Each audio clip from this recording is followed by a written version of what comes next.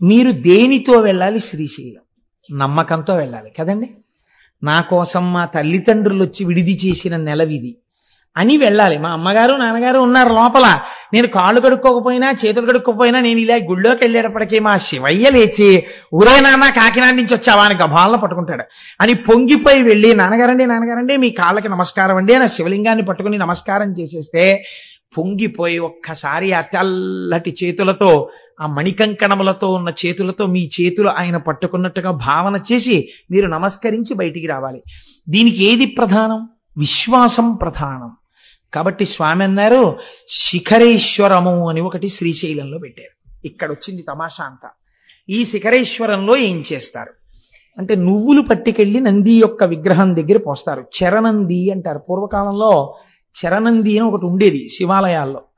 మామూలుగా స్థిరనంది అని ఒకటి ఉంటుంది, అది కదలదు. చరణంది అని ఒకటి ఉంటుంది, అది కదులుతుంది. ఆ నంది అది ఎందుకు కదులుతుందంటే పూర్వం ఎందుకు పెట్టేవారంటే చరణందిని, చిన్న నందిని ఒకవేళ పూర్వం ఇంత వైద్య సదుపాయం ఉన్నటువంటి రోజులు కావు, ఏ అర్ధరాత్రి వేళో అపరాత్రి వేళో, అందుకే శివాలయం విష్ణువాలయం ఈ రెండు ఆలయాలు లేని ఊళ్ళు ఉండేవి కావు. ఈ రెండు ఆలయాలు తప్పకుండా ఉండాలి ప్రతి ఊళ్ళో.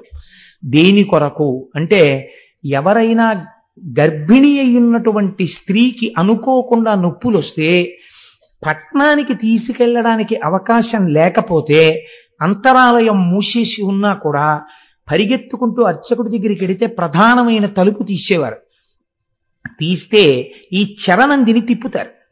ఎటువైపుకి ఈ బాధపడుతున్నటువంటి స్త్రీ ఉందో, గర్భిణీ స్త్రీ ఇల్లు ఎటుందో అటు ఈ నందిని తిప్పుతారు. ఈ చరణంది అటు తిరగగానే అటువైపు బాధపడుతూ ప్రసవం జరగకుండా బిడ్డ అడ్డుపడి ఇద్దరి ప్రాణాలు పోతాయేమో అనుకున్న వాళ్ళకి కూడా ఎందరికో సుఖప్రసవాలు జరిగినటువంటి గడ్డ ఈ గడ్డ. ప్రత్యేకించి త్రిలింగ దేశం ఈ దేశం. అందుకే అనేక శివాలయాలలో చరణందులున్నాయి. శిఖరేశ్వరమునందు కూడా మనం ఈశ్వరుణ్ణి పొందలేకపడుతున్న బాధ నుంచి విముక్తం కావడానికి నువ్వులు వేసి తిప్పుతాం. తిప్పి శ్రీశైల శిఖరం చూడాలి. కానీ యథార్థమునకు ఆ శిఖరము నందిశృంగములలోంచి కనపడదు. మీరు ఇక్కడ భావన చేస్తూ కళ్ళు తెరిచి అక్కడ చూడాలి. ఈ కన్నులు తెరిచి నందిశృంగములలోంచి చూస్తుంటే జేగురు రంగులో ఉన్నటువంటి శ్రీశైల మల్లికార్జునుడి యొక్క ఆలయం మీద ఉన్నటువంటి గోపురం మీద ఉన్న త్రిశూలంతో కూడి మెట్లు మెట్లుగా ఉన్నటువంటి శిఖరం మీకు ఇక్కడ కనపడాలి. పైకి మీకు ఆ చెట్లు అవి ఉన్నట్టుగా ఉండాలి, కానీ కళ్ళల్లో మాత్రం అది కనపడాలి. ఇక్కడ చిత్రం ఇక్కడ కనపడుతూ పైనున్న దాన్ని పక్కకి తీయగలగాలి. అలా ఎవడు తీశాడో వాడికి పునర్జన్మ న విద్యతి. ఇంకా వాడికి పునర్జన్మ లేదు, ఎందుకంటే వాడు అంత ధారణ చేసి ఉన్నాడు కనుక. అందుకే శిఖరేశ్వరం దగ్గర ఒక పరీక్ష పెట్టాడు పరమాత్మ. అమ్మవారు అడిగింది ఒకసారి, ఏమయ్యా పరమాత్మ అంటే, అమ్మవారికి తెలియక అడగదండి విషయాలు, మనకి తెలియ చెప్పడం కోసం అడుగుతుంది. ఏమండి ఏమిటి, శిఖరేశ్వరం దగ్గరికి వచ్చి నందిని తిప్పి చరణందిని ఇలా చూస్తే శిఖరం కనబడితే ఇక పునర్జన్మ లేదా, మోక్షం ఇచ్చేస్తారా? ఎలా ఇచ్చేస్తారండి అలాగే? అలా కుదురుతుందా అని అడిగింది అమ్మవారు. అడిగితే శంకరుడు అన్నాడు, కుదురుతుంది, కానీ శ్రీశైలం వచ్చిన వాళ్ళందరికీ అలా ఇవ్వం మోక్షం. ఎవరికి కుదురుతుందో నీకు చూపిస్తాను, రా పార్వతి అన్నాడు. ఒక వృద్ధ బ్రాహ్మణ రూపాన్ని ఆయన స్వీకరించారు. ఒక వృద్ధ బ్రాహ్మణిగా పార్వతీదేవి వచ్చింది. ఇద్దరూ ఆ శిఖరేశ్వరం దగ్గరికి వచ్చారు. ఎందరో మెట్లు ఎక్కుతున్నారు, నంది శృంగములలోంచి చూస్తున్నారు, కిందకి దిగిపోతున్నారు. అక్కడే ఒక చిన్న ఊబిని సృష్టించారు. అందులో ఈ వృద్ధ బ్రాహ్మణుడు దిగిపోతున్నాడు. ఆ ఒడ్డున ఉన్నటువంటి వృద్ధ బ్రాహ్మణి అంది, మా ఆయన దిగబడిపోతున్నాడు, నా పసుపు కుంకాలు కాపాడబడాలి కదా, అందుకని ఒక్కసారి ఎవరైనా చెయ్యిచ్చి పైకి లాగండి, నేను వృద్ధురాలను, నా భర్తని పైకి లాగలేకపోతున్నాను అంటే గబగబా వచ్చి చెయ్యి ఇవ్వబోయారు. మీలో పాపం లేని వాళ్ళు పైకి లాగండి అనేటప్పటికీ నాకు పాపం లేకపోవడం ఏమిటి, ఎన్ని దిక్కుమాల పనులు చేశానని వెళ్ళిపోయాడు ప్రతివాడు. అటుగా ఒక వేశ్య కిందకి దిగుతోంది. ఈవిడ వేశ్య అని అందరూ అంటున్నారు. ఆవిడ దిగుతూ వచ్చి నేను లాగుతానమ్మా అని చేయి పట్టుకుంది. పట్టుకుంటే ఆవిడంది పార్వతీదేవి, ఏమమ్మా అందరూ మాకు పాపం ఉందని వెళ్ళిపోతుంటే నువ్వు ఒక్కదానివి వేశ్యవి అని వాళ్ళందరూ చెప్తున్నారు. వాళ్ళ పాపముల కన్నా నీ పాపము గట్టిది కదా, నువ్వు ఎలా లాగుతావు నా భర్తని అని అడిగింది. అయితే ఆవిడంది, శ్రీశైల శిఖరం దృష్ట్యా పునర్జన్మ నవిద్యతే. అమ్మా, నేను ఇప్పుడు శ్రీశైల శిఖర దర్శనం చేశాను. శ్రీశైల శిఖర దర్శనం చేత మోక్షం రావాలంటే పాపము లేదు, పుణ్యము లేదు, రెండూ సున్నా అయిపోతే కదా మోక్షం. ఇప్పుడు నా ఖాతాలో పాపం ఎక్కడుందమ్మా? పాపం లేదు, పుణ్యం లేదు, అందుకుని లాగుతున్నానమ్మా, నేను అర్హురాలను అంది. విశ్వాసం నిజంగా ఉన్నది నీకు, ఈవిడికి మోక్షం ఇస్తున్నాను. చూసావా పార్వతి, నంది శృంగములలోంచి చూడడం కాదు, ఇక్కడ ఉన్నది నా తల్లి, ఇక్కడ ఉన్నది నా తండ్రి, వాళ్ళ మాట సత్యం అని నమ్మినవాడెవడున్నాడో వాడికి మోక్షం. కాబట్టి శ్రీశైల క్షేత్రంలో అడుగు పెట్టిన వాడికి ఉండవలసినది మనం మన తల్లిదండ్రుల దగ్గర ఉన్నామన్నటువంటి భావన ఉండాలి. ఈ భావన పరిపుష్టమై మీరు శ్రీశైలము వెడితే మీకు ఎనలేని సౌభాగ్యం అక్కడ కలుగుతుంది. చిత్రం ఏమంటే అక్కడ 5 ధారలు పడుతుంటాయి. హాటకేశ్వరము అని ఒక దేవాలయం. హాటకేశ్వరము చిత్రమైన దేవాలయం. అది ఒక కొత్త కుండ పెంకులో బంగారు లింగము తనంత తాను ఆవిర్భవించింది. ఒక బంగారు లింగము తనంత తాను కుండ పెంకునందు ఆవిర్భవించినటువంటి క్షేత్రము కనుక దాన్ని హాటకేశ్వరము అని పిలుస్తారు. ఇవన్నీ వింటుంటే మీకు ఒకసారి శ్రీశైలం వెడితే బాగుండనిపిస్తోందా? పోనీ అలాగే గట్టిగా ప్రార్థన చేయండి, ఏమో ఈశ్వరుడు అనుగ్రహించి వెడతామేమో. కాబట్టి ఆ కుండ పెంకులో ఒక బంగారు లింగం వెలిసినటువంటి క్షేత్రము హాటకేశ్వరము. మీరు ఆ హాటకేశ్వరం దగ్గర మెట్లు బాగా కిందకి దిగి వస్తే పాలధారలు, పంచధారలు అని పడుతుంటాయి. ఇవి సాధారణంగా ఏం చెప్తారంటే, మీరు ఎవరినైనా అడిగితే పాలధారలు అంటే అదిగో చూశారంటే తెల్లగా ఉన్నాయి, అందుకని దీని పేరు పాలధార. అవి ఏమిటో తెలుసా అంటే, పంచధారలు అంటే పంచదార కలిపి నీళ్ళల్లా ఉంటాయండి, అందుకని పంచదారలు అంటారు. అలా కాదు, వాటి పేరు పాలధార. అంటే పరమశివుని యొక్క లలాటమునకు తగిలిపడినటువంటి ధార పాలధార. అంటే అగ్ని, జ్ఞానాగ్ని నేత్రమైనటువంటి ఆ కంటి మించి పైనుంచి జ్ఞానగంగ మరింతగా తగిలి కింద పడినటువంటి ధార. ఇది శివుడి యొక్క లలాటమును తగిలి వస్తున్న ధారాని మీరు లోపలికి పుచ్చుకుంటే ఉత్తర క్షణము మీరు గొప్ప ఫలితాన్ని పొందుతారు. ఎందుచేత ఇలా ఏర్పడింది? శివాలయంలో తీర్థం ఇవ్వరు కాబట్టి సాక్షాత్తు సాకార రూపుడైన శంకరుడికి తగిలిపడినటువంటి ధార పాలధార. పంచధారలంటే 5 రకములుగా ప్రకాశిస్తున్నటువంటి భగవంతుని యొక్క శిరస్సులకు తగిలిపడిన ధారలు. కాబట్టి నేను చూస్తూ ఉంటాను, చెప్పులతో వెళ్ళిపోతూ ఉంటారు. కనీసం అక్కడ మాత్రం మర్యాద పాటించాలి. ఆ తీర్థం తీసుకునేటప్పుడు ఒక సంవత్సరం మేమందరం అక్కడికి వెళ్ళాము. వెడితే అక్కడ శంకర భగవత్పాదాచార్య స్వామి తపస్సు చేసి అక్కడే శివానంద లహరి చెప్పారు. అక్కడ ఆయనకి భ్రమరాంబికాదేవి ప్రత్యక్షమైంది. అంత పరమపావనమైన క్షేత్రమని మేము అక్కడ శంకరాచార్య స్వామి వారి ముందు నిలబడి ఆ తోటకాచార్యకృతమైనటువంటి శంకరాచార్య స్వామి వారి అష్టకాంతో స్వామికి నమస్కారం చేసి తిరిగి వచ్చాం. చంద్రశేఖర పరమాచార్య స్వామి అక్కడే ఉండిపోతానన్నారు. తపస్సు చేసుకుంటూ ఉండిపోతానన్న ప్రదేశం అదే. కాబట్టి అంత పరమపావనమైన చోట పంచధారలు పడతాయి. అవి ఒకటి బ్రహ్మధార, ఒకటి విష్ణుధార, ఒకటి రుద్రధార, ఒకటి చంద్రధార, ఒకటి దేవధార. 5 ధారలు అక్కడ పడుతున్నటువంటి పంచధారలు. ఈ పంచధారల్ని స్వీకరించడం సృష్టికర్త, స్థితికర్త, ప్రళయకర్త, మనస్సుకి ప్రచోదనమిచ్చే చంద్రమా మనసో జాతః చక్షో సూర్యో అజాయత, లోకసాక్షులైనటువంటి సూర్యచంద్రులు. ఈ 5 తీర్థములను మీరు అక్కడ తీసుకోవచ్చు. అంత పరమపావనమైనటువంటి క్షేత్రము శ్రీశైల క్షేత్రం. మీరు అక్కడ ఉండేటటువంటి చిత్రం ఏమిటో తెలుసా అండి? శ్రీశైలంలో ఉన్నటువంటి భ్రమరాంబ అమ్మవారి దేవాలయం వెనకాతల నిశ్శబ్దంగా ఉన్నప్పుడు మీరు వెళ్ళి చెవిని బాగా నొక్కి పెట్టి ఉంచి మీరు చాలా జాగ్రత్తగా కళ్ళు మూసుకుని వింటే ఒక తుమ్మెద చేసినటువంటి ఝంకారము వినపడుతుంది. ఇవాళ నేను ఇక్కడికి వచ్చి కూర్చుని గోపాలకృష్ణ గారు మాట్లాడుతున్నప్పుడు నేను ఈ తల్లికి ఎలా ఉంది చూపించా. ఇలా కూర్చోగానే వచ్చింది ఒక కందిరీగ, ఒక తుమ్మెద వచ్చి ఇలా ఝంకారం చేస్తూ ఇలా తిరిగి వెళ్ళిపోయింది. అంటే ఇవాళ ఇక్కడ శ్రీశైల క్షేత్రం గురించి చెప్పుకుంటున్నారు అని అమ్మవారు శ్రీశైలం నుంచి బయలుదేరి వచ్చి వెళ్ళింది అని నేను అనుకున్నాను. అలా నేను దర్శనం చేసి నమస్కరించుకున్నాను. మీతో అన్నాను కదమ్మా, ప్రారంభం చేయకముందే భ్రమరాంబ అమ్మవారు విజయం చేసిందమ్మా అన్నాను. కనుక ఆ తల్లి ఇప్పటికీ భ్రామరీనాదము అంటారు దాన్ని. అక్కడ చేసే అర్చకులు ఎంత జాగ్రత్తగా ఉంటారో తెలుసా అండి? ఇంతంత కుంకం బొట్లు పెట్టుకుని ఉంటారు. అమ్మవారు ఇప్పటికీ ఇలా రెక్కలతో ఉన్నటువంటి 9 రూపంతో అలంకారం చేస్తారు ఆ భ్రమరాంబ అమ్మవారిని. తల్లి ముందు శంకరాచార్య స్వామి వారు శ్రీచక్రాలు వేశారు. అక్కడ కూర్చుని నాకైతే ఖచ్చితంగా సత్యం సత్యం పునఃసత్యం అనిపిస్తుంది. ఒక్కసారి వెళ్ళి భ్రమరాంబ అమ్మవారి యొక్క శ్రీచక్రం ముందు కూర్చుని ఏ తల్లైనా కుంకుమార్చన చేస్తే ఎన్ని జన్మలకి కూడా పూర్ణంగా 3 తరాలు చూసి హాయిగా 10 మంది చేత పండు ముత్తైదువా అనిపించుకుని ఎవరింట్లో బిడ్డ పుట్టినా ఆవిడ కట్టి విప్పిన చీర పట్టండని తీసుకెళ్ళి అంత సంతోషపడిపోయేటట్టుగా వాళ్ళ జీవనం నడిచి వృద్ధాప్యంలో హాయిగా భర్త గారి తొడ మీద తల పెట్టుకుని ప్రాణం విడిచిపెట్టగలిగినటువంటి అదృష్టం కలుగుతుంది. దీనికి నేను మీకు ఒక ఉదాహరణ చెప్తాను.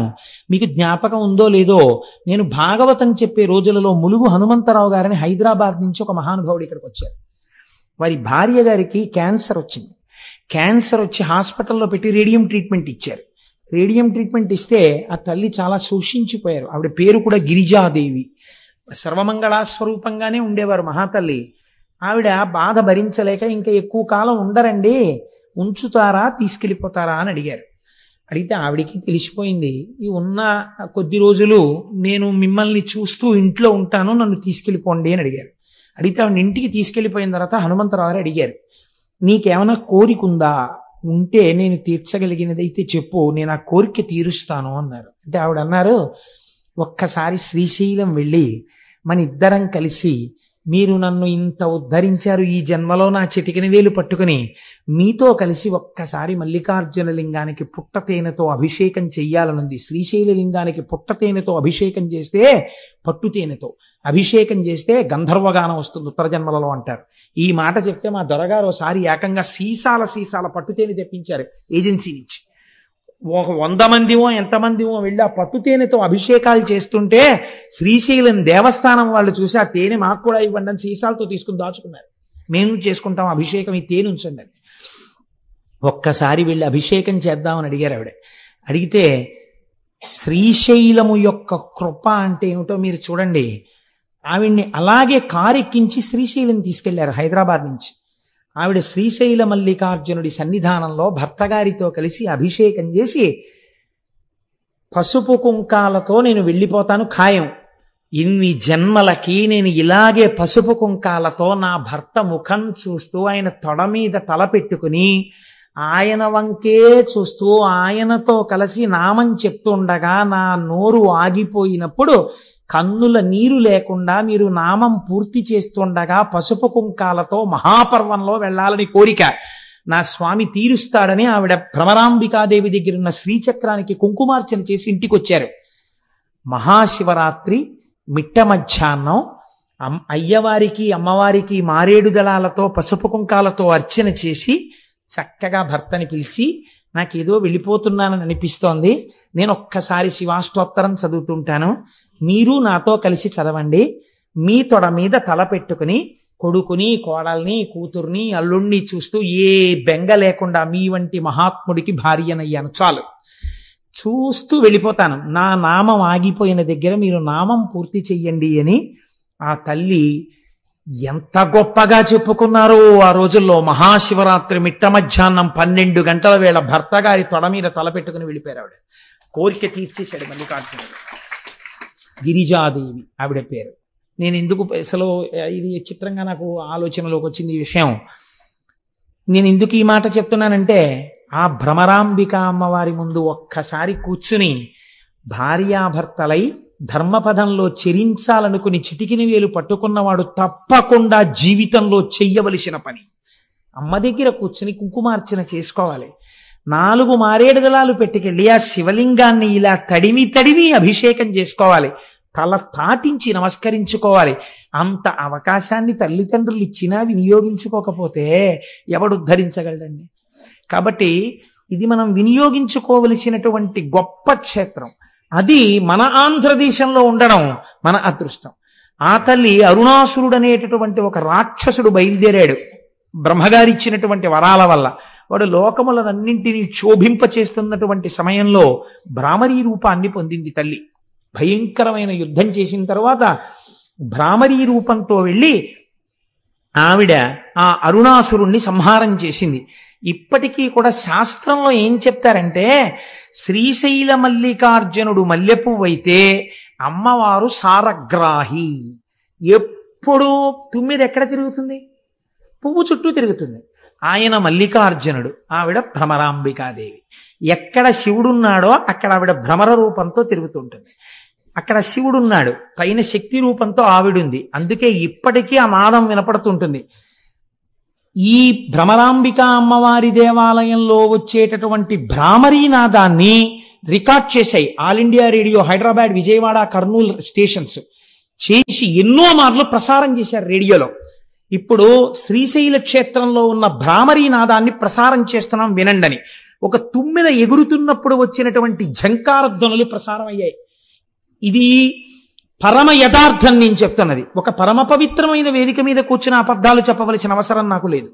మీరు కావాలంటే శ్రీశైలం వెళ్ళినప్పుడు అడగండి, ఆకాశవాణి వాళ్ళు దీన్ని ప్రసారం చేశారా? భ్రామరీనాదాన్ని చేశారు.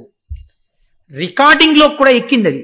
అంత గొప్ప భ్రామరీనాదంతో కూర్చుని అమ్మవారు ఇప్పటికీ వింటుంటుంది. మీరు శ్రీశైలం వెళ్ళినప్పుడు అమ్మవారి వంక చూడండి, కనుగుడ్లు స్పష్టంగా చూస్తున్నట్టు కనపడుతుంటాయి తల్లి.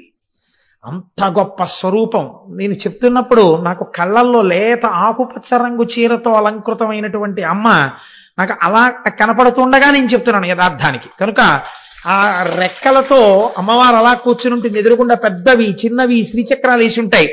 వాటి మీద చక్కగా హడావిడి ఉండదు. బ్యాచ్ వైజ్ పిలుస్తారు శ్రీచక్రం దగ్గర పట్టేటట్టుగా.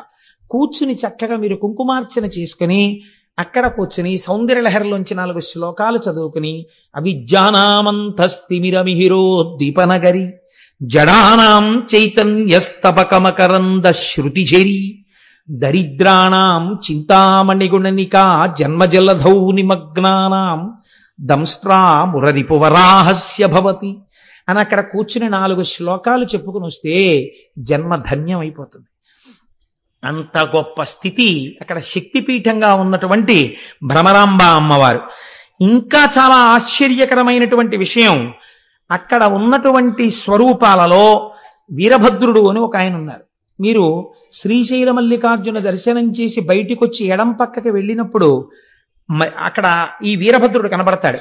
ఆ వీరభద్రుడికి ఉన్నటువంటి గొప్పతనం ఏమిటో తెలుసా అండి? బయలు వీరభద్రుడు అని క్షేత్రపాలకుడు ఒక ఆయన ఉన్నారు.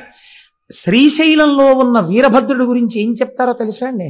రక్త సంబంధమైనటువంటి వ్యాధులు శరీరంలో పొటమరిస్తే అటువంటి వారు శ్రీశైల క్షేత్రంలో ఉన్న వీరభద్ర స్వరూపం దగ్గర కూర్చుని ప్రతిరోజు 1 గంట సేపు శివనామాలు చెప్పుకొని కొద్ది రోజులు అక్కడ ఉండి వస్తే ఆ వ్యాధులు నయమైనటువంటి సందర్భాలు ఎన్నో ఉన్నాయి.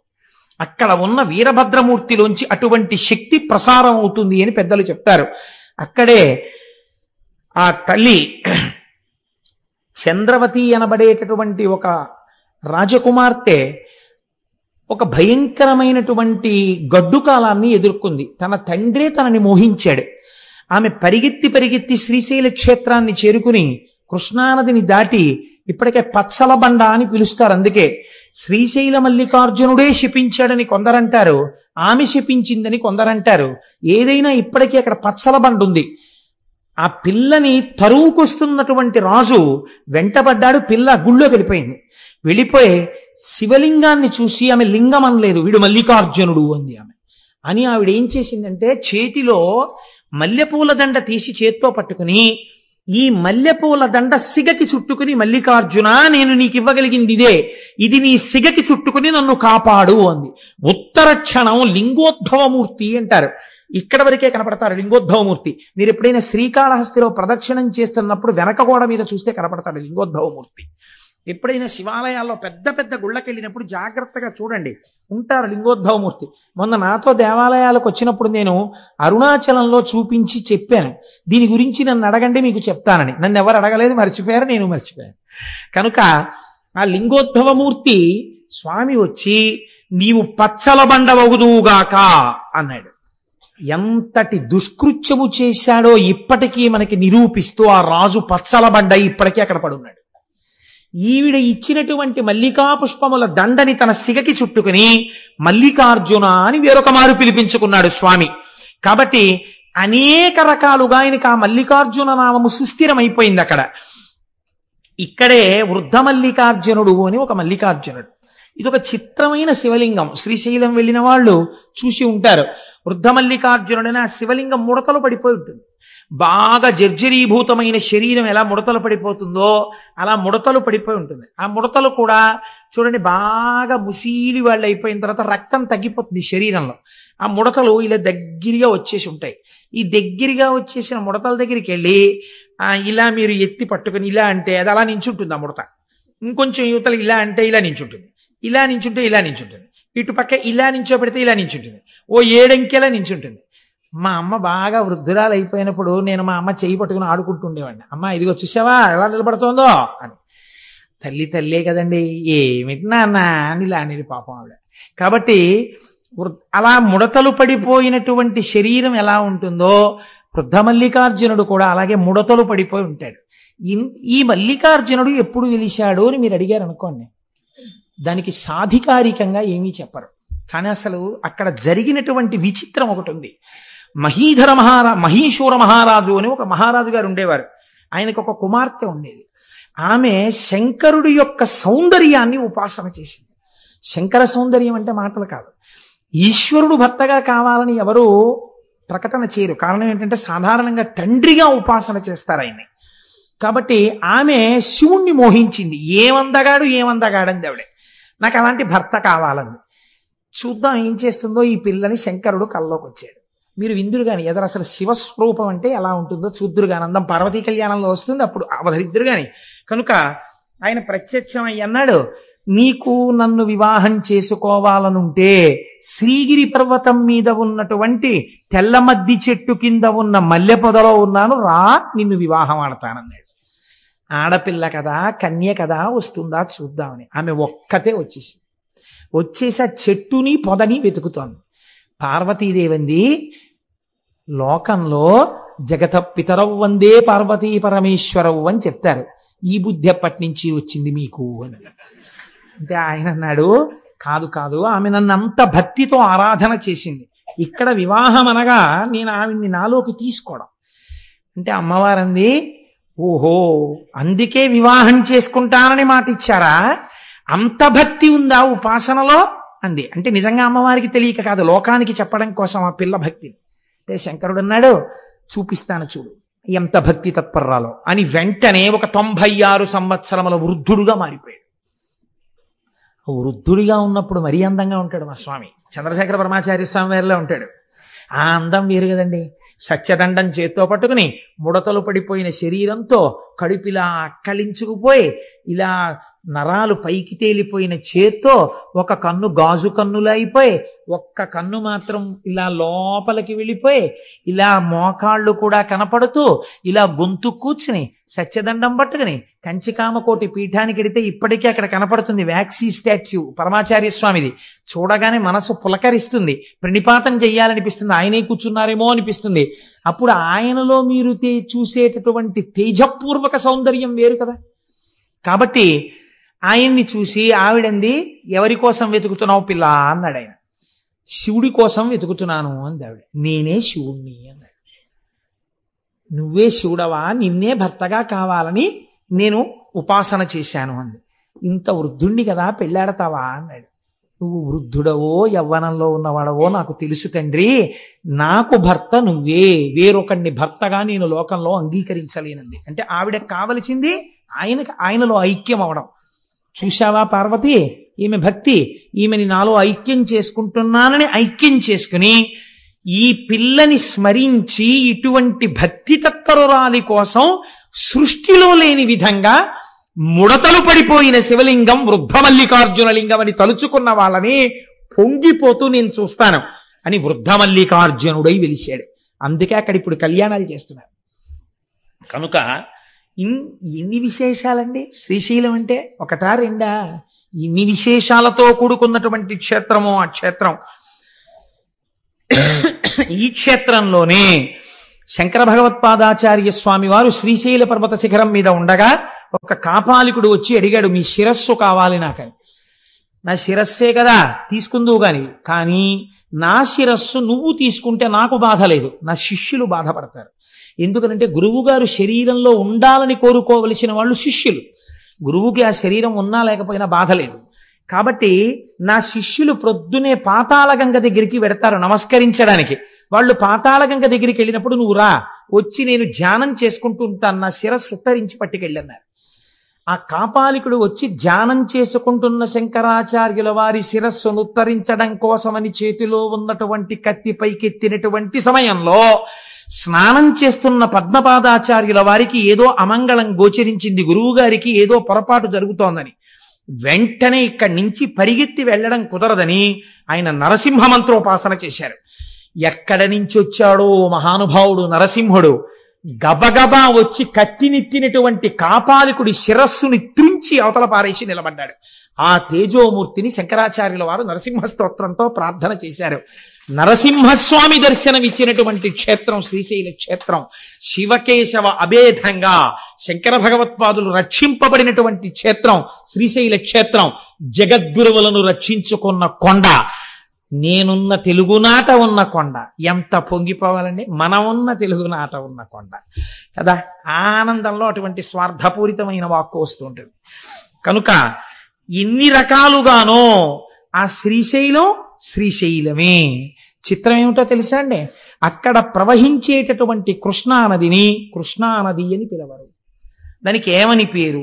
ఎక్కడది తుక్కునొచ్చిందో, ఎక్కడ విజయవాడ, ఎక్కడ శ్రీశైలం, ఎక్కడ శ్రీగిరి, ఆ పర్వతాలలో ఎక్కడో ఆ మధ్యలో ఉన్నటువంటి ఆ పర్వత శిఖరాన్ని పాము ఎలా చుట్టుకుంటుందో అలా చుట్టుకుంటుంది కృష్ణానది. నల్లటి నది ప్రవహిస్తే దాన్ని ఏమని పిలుస్తారో తెలుసా అండి? శివుణ్ణి విడిచిపెట్టి ఉండలేక ఇంత పరమపావనమైనటువంటి స్థానము కనుక ఇక్కడ కూడా భక్తుల పాపములను తొలగతొయ్యడం కోసమని ఉత్తరమున ఉన్నటువంటి గంగ దక్షిణమునకే వచ్చి కృష్ణ పేరుతో అక్కడ ప్రవహించింది కాబట్టి దాన్ని పాతాళ గంగా అని పిలుస్తారు. కృష్ణా ప్రవాహము అని పిలవరు అక్కడ. అందుకే స్నానం చేసినప్పుడు కూడా పాతాళ గంగా జలమజ్జన నిర్మలాంగా భస్మ త్రిపుండ్ర సమలంకృత పాలభాగా గాయంతి దేవము నిభక్త జనాభవంతం శ్రీమల్లికార్జున విభో తవ సుప్రభాతం. తెల్లవారుజామున చూడాలండి అందం. నిజంగా శ్రీశైల క్షేత్రంలో ఎటువంటి వాళ్ళు కూడా సుప్రభాతం విందామని 3 అయ్యేటప్పటికి లేచిపోయి కార్లు జీపులు పెట్టుకుని ఆ పాతాళగంగ దగ్గరికి వెళ్ళి ఆ మెట్లన్నీ దిగిపోయి ఆ పాతాళగంగలో చక్క ఇలా తేలిపోతూ స్నానాలు చేసేసి మళ్ళీ సుప్రభాతం పాడేస్తారని ఇలా నుదుట విభూతి రేఖలు పెట్టేసుకుని ఇంతంత బొట్లు పెట్టేసుకుని హరహర మహాదేవ శంభో శంకర సాంబ సదాశివ అంటూ గబగబా వెళ్ళిపోయి ఆ పెద్ద పెద్ద గేట్లు లోపలికి ఎడుతున్నప్పుడు 2 పక్కల ఇలా క్యూలు నడవడం కోసమని ఏర్పాటు చేసినటువంటి ప్రాకారాలు లాంటివి ఉంటాయి. అందులో అక్కర్లేకుండా మీరు హాయిగా రాజద్వారం దగ్గరికి వెళ్ళిపోతే ఓ నల్లటి ఆవు, ఎద్దు, దూడ తీసుకొస్తారు. ఎంతమంది జనం ఉండనివ్వండి. చిత్రం ఏమిటో తెలుసా అండి, నాతో వచ్చిన వాళ్ళు చూశారు. అప్పుడు ఆ ఆవు, దూడ, ఎద్దు మేము స్వామివారి సొత్తు, మమ్మల్ని అడ్డగించడం ఏమిటి అన్నట్టు ఎవ్వరూ ఉండరు. కట్టిప్పి వెళ్ళిపోతారు. అవి ఎక్కడి నుంచి వస్తాయో తెలియదు. చక్కగా ఇలా తల్లాడించుకుంటూ ఠాంగ్ ఠాంగ్ గంటలు మోగించుకుంటూ తిన్నగా వెళ్ళిపోయి మల్లికార్జున స్వామి వారి రాజద్వారం దగ్గరికి వెళ్ళి నిలబడతాయి. నిలబడితే ఇలా తలుపులు తీయగానే చక్కగా లోపలికి వెళ్ళి మీరు ఇలా లోపలికి వెళ్ళగానే ఆలయంలో కుడి చేతి పక్కన పెద్ద స్వరూపంతో శనగల బసవన్న ఉంటారు. ఆయనే కలియుగాంతమునందు లేచి రంకె వేస్తాడు. రంకె వేయగానే కృష్ణానది పైకి లేచి విజయవాడలో కనకదుర్గమ్మ యొక్క ముక్కు నత్తుని తాకుతుంది అని ప్రమాణం. ఆ శనగల బసవన్న ఉంటారు, పెద్ద బసవయ్య. ఆ బసవయ్యకి నమస్కారం చేస్తే ఎడం పక్కన కృష్ణానదీ పరివాహం ఎలా వస్తుందో తెలియదు.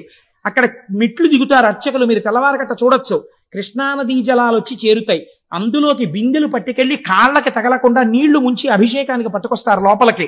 మొట్టమొదట గోపూజ చేస్తారు. ఆ నల్లటి ఆవుకి చక్క పసుపు రాసి మీరు ఆ పక్కన ఆ కుడి పక్కకి తిరిగి ఇలా లోపలికి వెడితే ఇంకొక నంది ఉంటాడు. ఆ నందికి నమస్కారం చేసి నిలబడితే చక్కగా సుప్రభాతం చదువుతారు. సుప్రభాతం చదివి ఇలా తెర తీసి మీ అందరూ దగ్గరికి వెళ్లి నమస్కారం చేసుకోండి నక్షత్రహారతులు ఎత్తుతారు. ఆ నక్షత్రహారతిలో ప్రకాశించిపోతున్న శివలింగాన్ని చూస్తూ జయ జయ జయ జయ శంభో జంభవిత్ పూర్వదేవ ప్రణత పద సరోజద్వంద్వ నిర్ద్వంద్వ బంధో జయ జయ జయ జన్మస్థేమ సంహారకార ప్రణయ సగుణ మూర్తే పాలయాత్మాం ప్రసన్నాం వధూ ముఖం వల్గ దపాంగ రేఖం అఖండితానందకర ప్రసాదం విలోకయం విస్ఫురదత్మభావ సమే గతి శ్రీగిరి సార్వభౌమ కురంగపాణి కరుణావలోక సురోత్తమశ్చంద్రకళావతంస వధూ సహాయ సకలేష్టదాత భవిత్యసౌ శ్రీగిరి భాగ్యరాశి అని స్తోత్రం చేసుకుంటూ మీరు ఆయన్ని నమస్కారం చేసి ఇలా కుడి పక్కకి వెళ్లి ఎడం పక్కకి తిరిగితే వీరభద్రుడు కనబడతాడు. ఆ వీరభద్రుడికి నమస్కారం చేసి ఆ ఇనప కచ్చడంలోంచి బయటికెడితే ధర్మరాజు, భీముడు, అర్జునుడు, నకులుడు, సహదేవుడు వాళ్ళందరూ అరణ్యవాసం చేసేటప్పుడు శ్రీశైలంలో ప్రతిష్ఠ చేసిన లింగాలు సజ్జోజాత, అఘోర, తత్పురుష, వామదేవ, ఈశానములన్న పేరుతో 5 శివలింగాలు ఉంటాయి. అది దాటి మీరు ఇలా కుడి పక్కకి వెడితే తూర్పున మీరు ప్రవేశించినది కృష్ణదేవరాయల వారు నిర్మించినటువంటి గోపురం, దక్షిణానికి తిరగగానే హరిహరరాయలు నిర్మించినటువంటి గోపురం కనబడుతుంది.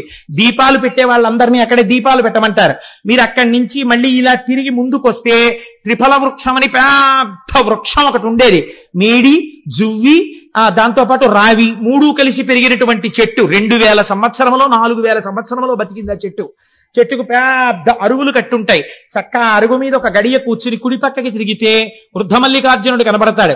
ఇలా వెనక్కి తిరిగితే రాజరాజేశ్వర దేవాలయం, పక్కనే అమ్మవారి దేవాలయం ఉంటాయి. ఇవి చూసి మీరు మళ్ళీ ఇటు వచ్చి ఇలా ముందుకెడితే ఆ మెట్లెక్కి పైకెక్కితే అమ్మవారి దేవాలయం కనబడుతుంది. అమ్మవారి దేవాలయం లోపలికి వెడితే మీరు ఇలా తూర్పుగా వెడితే ఇలా దక్షిణంగా లోపలికి వదులుతారు. వెళ్ళి అమ్మవారిని దర్శనం చేసుకుని మీరు అలా దక్షిణంగా ఇలా అమ్మవారిని చూస్తూ ఇలా వంగి చూడాలి. ఇలా చిన్న ద్వారంలో ఉంటుంది అమ్మవారు. ఇలా వంగి అమ్మవారిని దగ్గరగా చూస్తూ పొంగిపోతూ దాటి అవతల పక్కకి వెళ్ళి శ్రీచక్రం దగ్గర కూర్చుని కుంకుమార్చన చేసుకుని ఆ పక్కనే ఉన్న చండీయాగం చేసేటటువంటి శాల దగ్గరికి వెళ్ళి ఆ అగ్నిహోత్రంలోంచి వస్తున్నటువంటి ధూమాన్ని పీల్చి కిందకి దిగి కుడి పక్కకి తిరిగితే అనగా ఉత్తరం వైపుకి తిరిగితే ఉత్తరాన శివాజీ గోపురం ఉంది. ఆ శివాజీ గోపురం దగ్గరికి వెడితే పెద్ద కళ్యాణ మంటపం, అక్కడే నందనవనం అని పుష్పవాటికి ఉంటుంది. ఆ వనంలోని సుబ్రహ్మణ్యేశ్వర స్వామి నెమలితో ఉంటారు. అక్కడ ఆ మెట్లెక్కితే రుద్రాక్షలవి అమ్ముతూ ఉంటారు కుడి పక్కన. ఆ లోపలికి వెడితే పెద్ద కళ్యాణ మంటపం కనబడుతుంది. అక్కడ చిత్రం ఏమిటంటే శివాజీ మహారాజు హిందూ రాజ్యాన్ని స్థాపించడం కోసమని అమ్మవారిని అక్కడికి వెళ్లి ప్రార్థన చేశాడు. శివాజీ గోపురం మీద ఇప్పటికీ చెక్కబడి ఉంటుంది. భవానీమాత భ్రమరాంబికాదేవి ప్రత్యక్షమై ఈ చంద్రహాసాన్ని చేత పట్టుకో, ఇంక నీకు ఎదురు లేదని అమ్మవారు అనుగ్రహించి చంద్రహాసాన్ని బహూకరించింది. ఆ కత్తి చేత పట్టుకునే మహానుభావుడు హిందూ ధర్మ సామ్రాజ్యాన్ని స్థాపించాడు. అందుకే ఛత్రపతి శివాజీ జీవితంలో మీరు ఒక నియమం గమనించి ఉంటారు. పరస్త్రీలు ఒకవేళ పరాయి సైనికుల యొక్క భార్యలు తనకి బందీలుగా దొరికితే గాజులు, పువ్వులు, పసుపు, కుంకమిచ్చి అమ్మవారి ప్రతి గృహిణిగా ఉన్నది అమ్మవారే అని వాళ్ళందరికీ పసుపు కుంకాలు తన చేతులతో పెట్టి పల్లకీకి డేరాలు కట్టి ఎవ్వరికీ కనపడకుండా తన సైనికులతో మోయించి శత్రుస్థావరాలకు పంపించేసేవాడు. తప్ప ఎన్నడూ ఎంత అందగత్తె అయినా పరకాంత వంక చూసిన వాడు కాడు. రోషనార్ నవల చదివితే మీకు అర్థమవుతుంది. అంతటి మహానుభావుడు శివాజీ అంటే. అటువంటి శివాజీ మహారాజ్ ఆవుని పూజించాడు. అటువంటి శివాజీకి ప్రత్యక్షమై భవానీమాత ఖడ్గం ఇచ్చినది అక్కడే. ఇప్పటికీ శివాజీ స్ఫూర్తి కేంద్రం అని ఇప్పుడు కొత్తగా పెట్టారు శ్రీశైలంలో. శివాజీ స్ఫూర్తి కేంద్రం అని మీరు అక్కడికి వెడితే చూడవచ్చు. ఎన్ని వైభవాలండి ఆ శ్రీశైలం. ఆ భ్రమరాంబిక అమ్మవారి దర్శనం చేసుకుని కిందకొచ్చి ఆ విశాలమైన ప్రాంగణం దగ్గర కుడి చేతి పక్కన కార్యాలయం ఉంటుంది, ఆఫీస్, ఎగ్జిక్యూటివ్ ఆఫీసర్ గారిది. మీరు అక్కడ కూర్చుని పిల్లలతోటి ఒక్కసారి అలా ప్రాకారం మీదకి చూశారనుకోండి, ఇటు తిరిగి ఒక నంది, ఇటు తిరిగి ఒక నంది, అటు తిరిగి ఒక నంది, ఇటు తిరిగి ఒక నంది, ఒకే నందికి ఇటుక తల నందులన్నీ మీటింగ్ పెట్టుకున్నాయా అనిపిస్తుంది. అయ్యవారి ప్రాకారం నిండా నందులు, అమ్మవారి ప్రాకారం నిండా సింహాలు. అన్ని సింహాలు నందుల్ని చూస్తుంటాయి, ఇన్ని నందులు సింహాలని చూస్తుంటాయి. మీరు మేము చుట్టాలం, అమ్మవారికి అయ్యవారికి సేవకులమని భయం లేకుండా ఉంటాయి 2 ప్రాకారాల మీద. అంత పరమ పవిత్రమైన ప్రదేశంలో కూర్చుని 4 పులిహార ప్యాకెట్లు కొనుక్కుని మీ అబ్బాయి మీ అమ్మాయి భార్య పంచుకుని చక్కగా నోట్లో వేసుకుని కాసేపు అక్కడ కూర్చుని నాన్న మనందరం కలిసి భ్రమరాంబికాష్టకం చదువుకుందాం, చదవండని రవి సుధాకర వన్నిలోచన రత్నకుండల భూషిణి అని భ్రమరాంబికాష్టకం చేసుకుని అక్కడ ఉన్నటువంటి మల్లికార్జునుడి మీద ప్రపత్తి చేసి శరణం తరుణిందు శేఖర శరణం మే గిరిరాజ కన్యక శరణం పునరేవతావుభౌ శరణం నాణ్యదుపైమి దైవతం అని మీరు ఇలా విభూతి రేఖలు పెట్టుకుని బొట్టు పెట్టుకుని చక్కగా బయటికి వచ్చారనుకోండి, అభిషేకం చేసుకుని ఆ మల్లన్నని గట్టిగా పట్టుకుని ఆయన మీద నీళ్లు పోసి విభూతి జలాలు పోసి తేనె పోసి మారేడు దళాలేసి ఆ శివలింగాన్ని ఇలా ఇలా ఇలా ఇలా ముట్టేసుకుని ఇలా ఇలా అంటుంటే చల్లగా ఆయన చేతులకు తగులుతుంటే మీ దగ్గర కొంచెం గంధం తెచ్చుకున్నానంటే రాస్తానంటే రాసేయండి అంటారు వాళ్ళు. ఇంత విభూతి రాసేసి ఇంత గంధం అద్దేసి ఇంత బొట్టు తీసి పెట్టేసి 4 మారేడాకులు వేసేసి 4 పువ్వులు వేసేసి మళ్ళీ ఓసారి తల కొట్టేసుకుని ఆ విభూతి ఆ కుంకం ఇవన్నీ అంటుకుపోతాయి. బయటకు వచ్చిన తర్వాత నాన్నగారండి మీ ముఖం నిండా విభూతి కుంకం ఏంటి అలా ఉండని అమ్మ కాసేపు, అది మల్లికార్జున ప్రసాదం అని కాటేజీకి వెళ్ళిన తర్వాత అప్పుడు మొహం కడుక్కుని చక్కగా మీరు పిల్లలతో భార్యతో కూర్చుంటే ఎంత గొప్ప క్షణాలండి అవి. మనం మానసికంగా శ్రీశైలం వెళ్ళొచ్చాం మనం కనుక మన పెద్దలు అందుకే ఒక ప్రయత్నం చేస్తుండేవారు. ఎక్కడికి వెళ్ళినా వెళ్ళకపోయినా మానసికంగా మాత్రం తప్పకుండా శ్రీశైలం వెళ్ళొస్తుండేవారు. నేను ఎప్పుడో నా చిన్నతనంలో బహుశా నేను ఏ 5వ క్లాసో చదువుకుంటున్నటువంటి రోజులు అయి ఉంటాయి అవి. తెల్లవారకట్ట లేచి చదువుకోమనేవారు ఇంట్లో, అంటే లేచి చదువుకునేవాడిని. చదువుకునే రోజుల్లో మా అమ్మమ్మ గారు ఉండేది, ఆవిడ శ్రీశైల రగడ అని ఒకటి చదువుతుండేది. అది ఆవిడ మానసికంగా శ్రీశైలం వెళ్ళిపోయేది. ఆవిడ మొహం కడుక్కొచ్చి కాఫీ కూడా తాగేది కాదు. బాగా పెద్దదైపోయింది అప్పటికే ఆవిడ కూర్చుని ఆవిడ శ్రీశైల రగడ చదివేది కళ్ళు మూసుకుని. తాను శ్రీశైలం మానసికంగా వెళ్ళిపోయేది ఆవిడ. నేను ఇక్కడ సోషల్ చదువుకోవడానికో సైన్స్ చదువుకోవడానికో కూర్చునేవాడిని, కానీ అమ్మమ్మ శ్రీశైల రగడ మొదలు పెట్టగానే నా మనస్సు శ్రీశైల రగడ మీదకి వెళ్ళిపోయేది. అది అయిపోయే వరకు సోషలు లేదు సైన్సు లేదు, 0 కట్టి పెట్టేసి అది విని తర్వాత చదువుకునేవాడిని, అది వేరే విషయం అనుకోండి. ఆ శ్రీశైల రగడ అప్పుడు ఎప్పుడో నేను విన్నది, దాని కర్త ఎవరో కూడా నాకు తెలియదు, కానీ నాకు జ్ఞాపకం ఉన్నంతలో ఆ రోజుల్లో మానసికంగా వెళ్ళి శ్రీశైలాన్ని ఎలా దర్శనం చేసేవారో, ఎలా కూర్చునేవారో, ఎలా యోగనిష్టలో ప్రవేశించేవారో, ఎలా లోపలే నాదాన్ని వినేవారో అన్నిటినీ మానసికంగా వర్ణన చేశారు. చిత్రం ఏమిటో తెలుసా అండి, ఆ శ్రీశైల మానసిక దర్శనానికి వెళ్ళేటప్పుడు ఒక్కడూ వెళ్ళడం కాదు, తనతో పాటుగా తన భార్యని కూడా తీసుకుని వెళ్ళేవారు. ఎలా? టికెట్ పెట్టి కాదు, మానసికంగా వెళ్ళిపోయేవారు. ఎంత చిత్రంగా ఉంటుందో మీరు ఒక్కసారి అవధరించండి.